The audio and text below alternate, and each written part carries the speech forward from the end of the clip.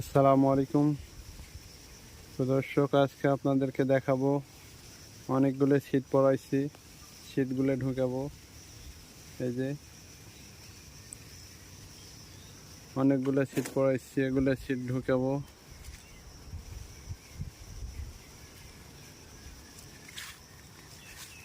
দেখেন মৌমাছির অবস্থা একটু ভালো হয়েছে, তো ওই জন্য শীট ঢুকানোর চেষ্টা করতেছি। এই বক্সে ঢুকাবো। দেখেন এই যে বক্সে আগে একটা শীট দেওয়া ছিল, এই শীটে কাজ করছে, জন্য আবারও দিব। দেখেন যে একটা বিটল পোকা দেখা যায়। আমাদের বক্সে অতটা পরিমাণ বিটল পোকা নাই, ওর খুব কম পরিমাণ আছে কিছু কিছু। এই যে